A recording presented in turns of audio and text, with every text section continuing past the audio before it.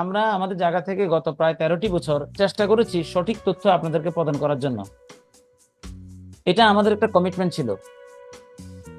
তো যাই হোক, এখন আসেন, আমরা বিভিন্নভাবে দেখতে পাই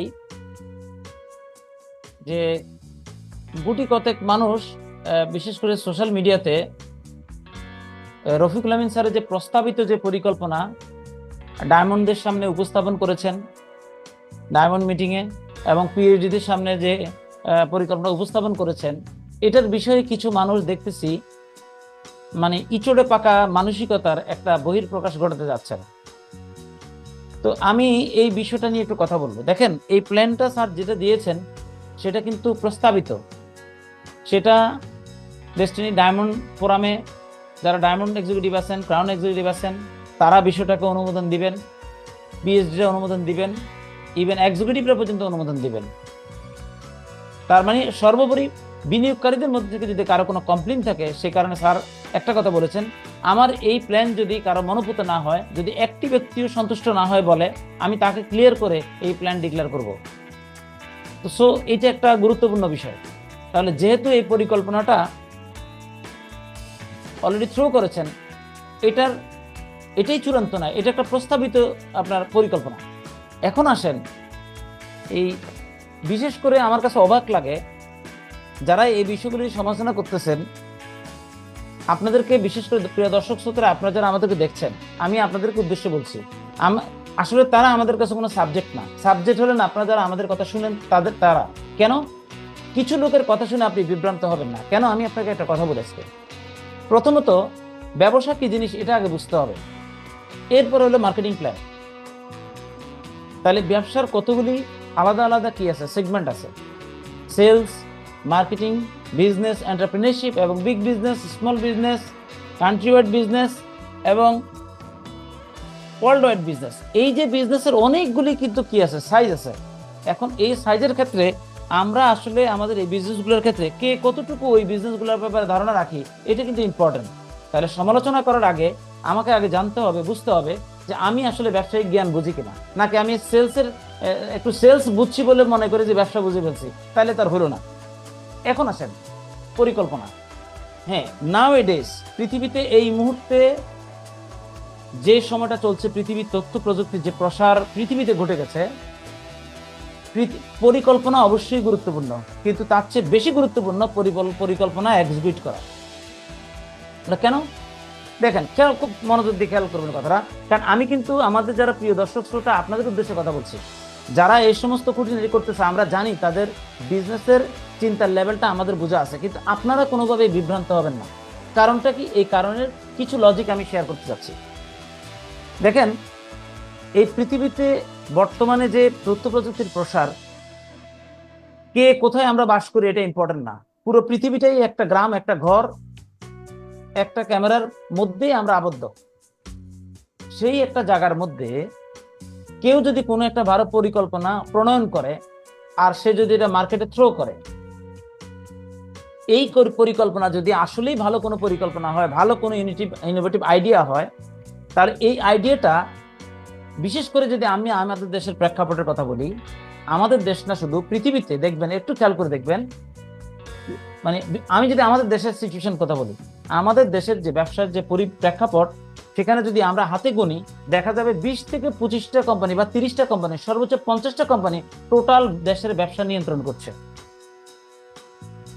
তার মানে বড়রাই কিন্তু একটা জায়গা তৈরি করে বসে আছে, ছোটরা চাইলেই কিন্তু জায়গা তৈরি করতে পারছে না। কারণটা কি? কারণ হলো, ছোটরা যে কেন আইডিয়া ডেভেলপ করতে পারবে না ব্যাপারটা কিন্তু তা না, করতে পারবে, কিন্তু তাদের আইডিয়াটা মার্কেটে আসার সাথে সাথে দেখা যাবে বড় বড় গ্রুপ অফ কোম্পানি অথবা আপনার কি বল মাল্টিনেশনাল কোম্পানিগুলি, তাদের রিসার্চ অ্যান্ড ডেভেলপমেন্ট, তারা ইউনিট আছে, তারা ইনোভেটিভ আইডিয়াগুলোকে কি করে, রিসার্চ করে। এখন তারা যদি মনে করে যে কোনো একজন উদ্যোক্তা নতুন করে কোনো একটা পরিকল্পনা কি করেছেন, ভালো পরিকল্পনা মাঠে এনেছেন, তারা এটাকে ইনস্ট্যান্ট কপি করে সাথে সাথে কান্ট্রি ওয়াইড দাঁড় করে ফেলবে। তার মানে যিনি এটাকে নিয়ে মানে কাজ শুরু করেছেন, উনি এটাকে এস্টাবলিশ করার আগেই কিন্তু বড়রা এটাকে এস্টাবলিশ করে ফেলবে, কিছুই করার নেই। It's a reality. তার মানে কি? তার মানে একটা আইডিয়া অবশ্যই ইম্পর্টেন্ট, কিন্তু তার চেয়ে আজকের দুনিয়া আইডিয়া বাস্তবায়ন করা আরো অনেক বেশি ইম্পর্টেন্ট ব্যাপার স্যাপার। এখন আপনারা যারা আমাদের এই বিষয়টাকে নিয়ে সমালোচনা করতেছে, আপনি তাদের ব্যাকগ্রাউন্ড দেখবেন। আমি একটু সিম্পলি একটা কথা বলি, অন্যভাবে কেউ নিয়েন না। ডেস্টিনি 2000 লিমিটেডে যারা সেলস এন্ড মার্কেটিং এ এক্সপার্ট, যদি সত্যিকার অর্থে কেউ এক্সপার্ট হয়ে থাকে, তাহলে 12 সালের পরে দেখবেন আমাদের অনেক এক্সিকিউটিভ, অনেক সাইকেলধারী, অনেক পিএইচডি, অনেক ডায়মন্ড, এই 12 সালের পরে কিন্তু তারা মিলিয়নিয়ার হয়ে গেছে। এরা কারা? যাদের বেসিক সেলস এন্ড মার্কেটিং এর একটা বেসিক দক্ষতা ছিল। এখন যাদের সেলস এন্ড মার্কেটিং এর দক্ষতা ছিল না, তারা কিন্তু আসলে ভালো করতে পারে নাই। আপনি দেখবেন অনেকে লম্বা লম্বা কথা বলে, আবার অনেকের দেখবেন ব্যাকগ্রাউন্ডে বিভিন্ন জায়গায় কাজ করার অভিজ্ঞতা, কিন্তু সে সেখানে সফল না। কারণ কি জানেন? সে তার আসলে লিডারশিপে নাই। আমি যদি সিম্পলি বলি, আমরা যারা সেলস এন্ড মার্কেটিং এ ডেস্টিনিতে প্র্যাকটিস করার সুযোগ পেয়েছি, আমরা যারা টিম ওয়ার্ক এবং টিম বিল্ড এবং টিম দল পরিচালনা করার যে দক্ষতা বেসিক লেভেলে অর্জন করেছি, এটা যদি আমাদের যাদের এটা আছে, তারা চাইলে একটা ইন্স্যুরেন্স কোম্পানিতে কিন্তু মাসে কোটি টাকা আয় করা খুব বড় ডিল না। তাহলে 20 থেকে 50 জন কর্মীকে যদি কেউ হ্যান্ডেল করতে পারে, তাকে মনিটরিং করতে পারে এবং তাদেরকে পৃষ্ঠপোষকতা দিতে পারে, তাহলে কোটি টাকা আর্ন করা এমন কোনো বড় ব্যাপার না। তার মানে যারা আমাদের এখানে লম্বা লম্বা কথা বলে, প্রিয় দর্শক শ্রোতা, আমি আপনাদের উদ্দেশ্যে বলছি, আমার সকলের উদ্দেশ্যে বলছি, তাদের কথা কান দিয়েন না। তাদের যদি এতটুকু দক্ষতা থাকতো, তারা এই বিষয়গুলো নিয়ে কোনোভাবে মাথা কামাইতো না। তাহলে এই জন্য আপনাদেরকে একটা মেসেজ দিতে চাই, তাহলে আপনি কার কথা শুনবেন? আপনাকে শুনতে হবে এমন লোকের কথা যে ব্যক্তিগতভাবে চাইলেই যে কোনো জায়গায় দাঁড়াইতে পারে, সফল, এবং পাশাপাশি ওই সফল মানুষটা সমষ্টিক স্বার্থে কাজ করে, তার কথা শুনতে হবে। এখন আপনি এমন লোকের কথা শুনতেছেন, তার নিজেরই ভ্যালিডিটি নাই, সে নিজেই আসলে দাঁড়াইতে পারে না। এখন তার কথা শুনে করবেনটা কি? এই জন্য আমাকে চুজ করতে হবে আমি কার কথা শুনবো, এটা মোস্ট ইম্পর্টেন্ট। সেই জন্য রফিকুল আমিন স্যার যে প্ল্যানটা করেছেন, এই প্ল্যানটা আগে বুঝতে হবে, আর এটা বুঝে স্টাডি করে আপনি আপনার ফিডব্যাক দেন। স্যার তো এটা বলে নাই যে আমি এটা চূড়ান্ত করে ফেলছি, আমি একটা প্রস্তাবিত প্ল্যান। কারণ এই প্রতিষ্ঠানটাকে নিয়ে এখন অনেকে বলতেছে এটা মডার্ন কিনা। আরে ভাই, মডার্ন কিনা মানে আপনি এই মডার্ন দুনিয়ায় মেইন কি? কাস্টমার। এই পৃথিবীতে আপনি যাই কিছু করতে যান, তাহলে আপনাকে কি লাগবে? আপনার কাস্টমার প্যানেল লাগবে। আর এটার জন্য কি দরকার? Brand image.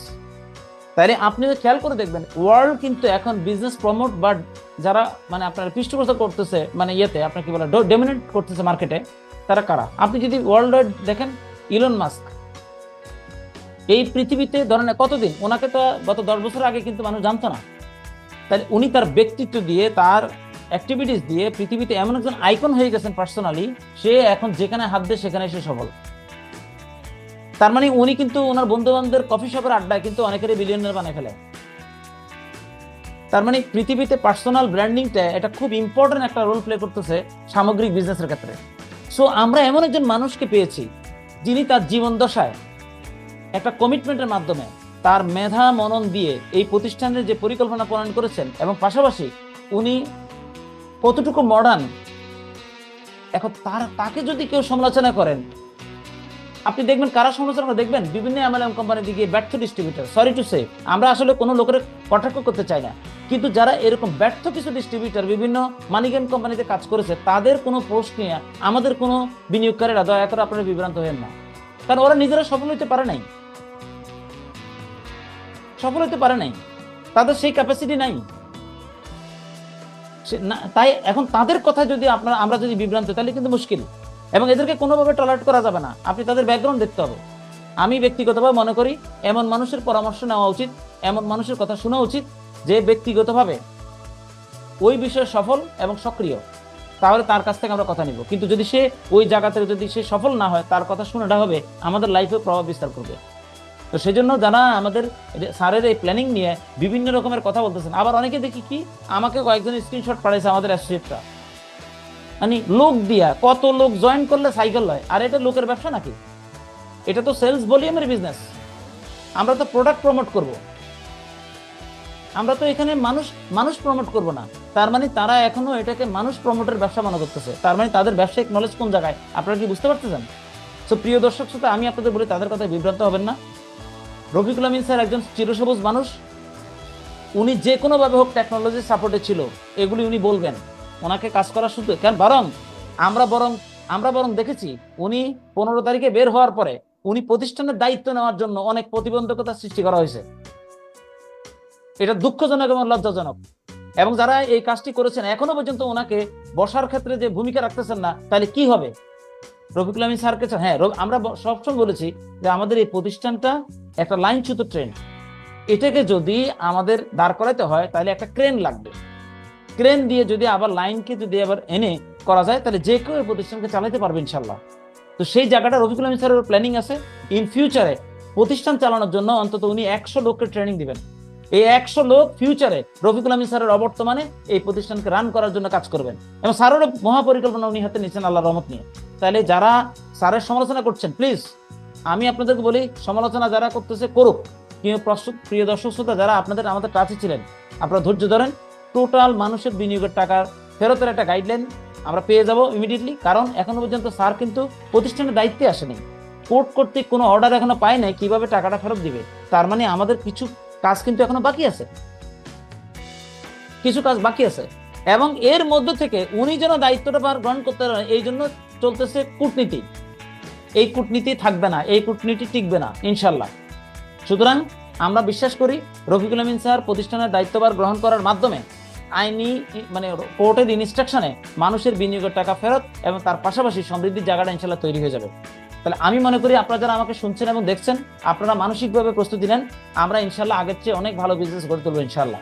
আর এটা কিন্তু ভলিউমের বিজনেস, সেলস ভলিউমের বিজনেস, এটা মানুষের বিজনেস না। তাহলে এখানে আমরা প্রমোটার হিসেবে কাজ করি, অথচ অনেকে এটা কি দেখাচ্ছে যে ম্যানকে সংযুক্ত করতেছে। আর আরেকটা ব্যাপার বলি, দেখেন কোন দেশে আমরা বাস করি। বাংলাদেশ ব্যাংকের একটা প্রজ্ঞাপন আমরা কয়েকদিন আগে দেখলাম যে ডেস্টিনিকে পিরামিড গেমের সাথে তুলনা করছে। তাহলে দেখেন আমাদের দেশের কি পরিস্থিতি। তাহলে আমরা যদি সরকারিভাবে বা রাষ্ট্রীয়ভাবে যারা দায়িত্ব পালন, রাষ্ট্রের দায়িত্বে যারা যে সরকার বর্তমানে আছেন, তাদের যারা গুরুত্বপূর্ণ জায়গায় আছেন, তাদেরকেও কিন্তু আমাদের ব্যবসায়িক সম্বন্ধে আমাদেরকে ক্লিয়ার করা প্রয়োজন। আর এই জন্য রফিকুল আমিন স্যারের মতো পার্সোনালিটি খুবই ইম্পর্টেন্ট। আজকে দেখেন রফিকুল আমিন স্যার বর্তমানে ডাইরেক্ট সেলিং অ্যাসোসিয়েশন আছে। আজ পর্যন্ত কি গভর্নমেন্ট লেভেলে তারা কি কোনো রোল প্লে করতে পারছে? চেষ্টা করেছে তারা, আমি জানি, কিন্তু ওই ব্যাপারে নাই। হ্যাঁ, স্যার কিন্তু তাদেরকে সাথে নিয়েও কাজ করবেন। তার মানে এই ইন্ডাস্ট্রিটা যেন দাঁড়ায়, উদ্যোক্তা সৃষ্টির জন্য এই দেশে যে প্রবলেম, কর্মসংস্থান সৃষ্টি করা, এটা এই ডাইরেক্ট সেলিং এর মাধ্যমে কিন্তু সম্ভব।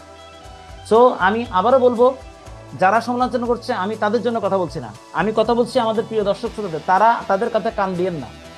আর আপনারা অনেকে এদেরকে কমেন্টস করেন, ভাই ওদের এখানে কমেন্টস করে ওদেরকে এখানে হাইলাইটে ওঠার কোনো কারণ নাই, তারা ওইরকম কোনো ফিগারে না। তো ওই জিনিসটা আপনারা মাথায় নিয়েন না, আপনি লিভ ইট। বরং আপনার প্রস্তুতি নেন। রফিকুল আমিন স্যার টোটাল ব্যবসায়িক পরিবেশ তৈরি করার জন্য কাজ করছে, করে একটা জায়গা তৈরি করছে। ইনশাল্লাহ অচিরে আপনারা আরো ভালো কিছু পাবেন ইনশাল্লাহ। সো স্যারের এই প্রস্তাবিত প্ল্যান সবাই মিলে, ডায়মন্ডরা, ক্রাউনরা মিলে, পিএইচডিরা মিলে, এক্সিকিউটিভ মিলে, যে কোনো লেভেল ডিস্ট্রিবিউটর নিয়ে তারা স্টাডি করার পরে কিন্তু এটাকে নিয়ে কাজ করা হবে। সো আপনারা এটার ব্যাপারে এখনই কোনো মন্তব্য করাটা এটা কোনোভাবে উচিত হবে না। আর রফিকুল আমিন স্যারের আপনারা ব্যাকডেটেড মনে করেন না। দুনিয়াতে মনে রাখবেন, আপনি যতই মডার্ন হন, আপনি যদি কাস্টমার ক্রিয়েট করতে না পারেন, ব্র্যান্ড দাঁড় করাতে না পারেন, তাহলে আপনার কোনো লাভ নেই। সো আমি আপনাদের বিজনেস পরিকল্পনা নিয়ে আমার এটাই বক্তব্য। আমি মনে করি আপনারা শুধু ধৈর্য ধরেন এবং পুরো প্ল্যানটা, বিশেষ করে মার্কেটিং প্ল্যান যারা বোঝে তারা এটা নিয়ে অলরেডি গবেষণা করা শুরু করছে। বিশেষ করে এই কোম্পানির যারা ডায়মন্ড এক্সিকিউটিভ, ক্রাউন এক্সিকিউটিভ এবং যারা পিএইচডি লেভেলে, তারা অলরেডি এটা নিয়ে স্টাডি শুরু করে দিয়েছে। তারা অলরেডি একটা ধারণা পেয়েছে। সুতরাং তারা এটা করার পরে এটা ফিডব্যাক দিবে, তারপরে এটা কি হবে, পরবর্তীতে এটা কি হবে, এটাকে এক্সিকিউশন করার ব্যাপারে কাজ করা হবে। তার মানে কি, আপনি প্রোডাক্ট নিয়ে বসে থাকলে হবে না। তো এই প্রোডাক্ট প্রমোট করার জন্য সেই লেভেলের লিডারশিপ, সেই লেভেলের একটা কাস্টমার প্যানেল মুভমেন্ট থাকতে হবে, তাহলে কিন্তু আমাদের বিজনেস হবে। তার মানে প্রোডাক্ট থাকলে যদি ব্যবসা হইতো, তাহলে ইন্ডাস্ট্রিগুলো কেন দেউলিয়া হচ্ছে? কারণ কি? তাহলে এই পৃথিবীতে মার্কেটিং বেশি ইম্পর্টেন্ট। আর রফিকুল আমিন স্যার এমন একজন পার্সোনাল ব্র্যান্ডিং এ তার ব্র্যান্ডও জায়গা আছে, যে উনি চাইলে ইনশাল্লাহ বড় ধরনের বিগ ভলিউম তৈরি করা জাস্ট সময়ের ব্যাপার ইনশাল্লাহ। তো আমি সবাইকে বলবো, স্যারের জন্য, মোহাম্মদ হোসেন স্যারের জন্য দোয়া করবেন, কারণ এই দুইজনের বন্ডিং আগামী দিনে আমাদের টোটাল ঐতিহ্য ফিরে পাওয়া এবং আমাদের সমৃদ্ধির জায়গাটা তৈরি হবে ইনশাল্লাহ। আমরা আমাদের ব্যবসা করার মাধ্যমে আমাদের সোসাইটির মানুষগুলোকে গড়ে তোলার জন্য হেল্প করব এবং দারিদ্র্য জন্য হেল্প করব। এটা আমাদের একটা ব্যবসায়িকভাবে আমাদের একটা কমিটমেন্ট। তো এই ছিল আমার ব্যবসায়িক পরিকল্পনা হিসাবে আমার আলোচনা। তো আমাকে সুযোগ দেওয়ার জন্য এই কথাগুলি যারা শুনছেন তাদের প্রতি কৃতজ্ঞতা। আমি বিনীত অনুরোধ করব, যারা আমার এই কথাগুলি শুনলেন, যদি মনে করেন বিনিয়োগকারীদের স্বার্থ এখানে জড়িত, তাহলে এই লাইভটি শেয়ার করে সবাইকে ছড়িয়ে দিবেন। কারণ আপনাদের এই কন্ট্রিবিউশনের মাধ্যমে ওই যারা মানে বাজেভাবে আমাদের স্যারকে নিয়ে কথা বলে তারা তাদের অস্তিত্ব খুঁজে পাওয়া যাবে না, এবং এটাই নিষ্ঠুর বাস্তবতা। তো ধন্যবাদ সবাইকে।